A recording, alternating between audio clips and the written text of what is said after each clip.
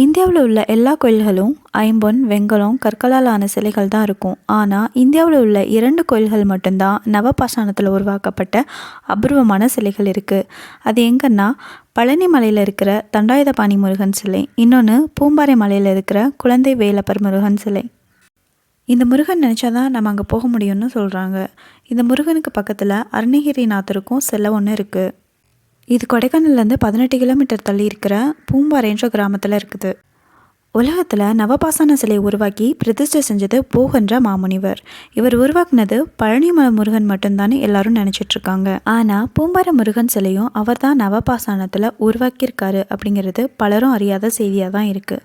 அதுபோல் பழனி முருகன் போன்று அருள் தர வல்லவர் அப்படிங்கிறது இந்த கோயிலுக்கு போய் அனுபவ ரீதியாக பயனடைஞ்சவங்களுக்கு தான் தெரியும். பாண்டவர்கள் வனவாசம் போயிருந்தப்போ இறுதியாக வந்த வனம் தான் பழனி, கொடைக்கானல், மேற்கு தொடர்ச்சி மலை. பழனி மலைக்கும் பூம்பாறை மலைக்கும் நடுவில் உள்ள யானைமுடி குகையில் அமர்ந்து தான் போகர் தான் கற்று வந்த கலைகளை சோதிக்க அதுக்கான மூலிகைகளை சேகரித்து முதல்ல ஒரு முருகன் சிலையை உருவாக்குனார்.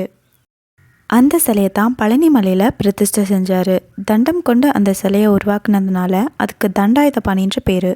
அந்த கோயிலை இறைவன்கிட்ட வேண்டி சில பூதங்களால் கோயில் மற்றும் மண்டபங்களை கட்ட செஞ்சாருங்கிறது வரலாறு. போகர் உருவாக்கின அந்த நவபாசான சிலையை அங்கே இருக்கிற திருமண மண்டபத்தில் போகர் பிரதிஷ்டை செஞ்சார்.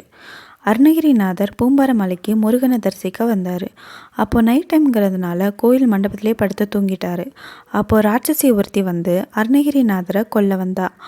முருகன் குழந்தை வடிவம் கொண்டு காவியடை அணிந்திருந்த அருணகிரிநாதர் மீது ஏறி விளையாடிட்டு இருந்ததை பார்த்துட்டு குழந்தையும் தாயும் தான் தூங்குறாங்கன்னு சொல்லிட்டு அருணகிரிநாதரை கொல்லாமல் போயிட்டா.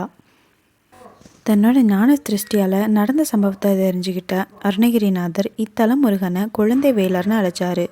அந்த பெயரை இத்தலம் முருகனுக்கு நிலைச்சு போயிடுச்சு.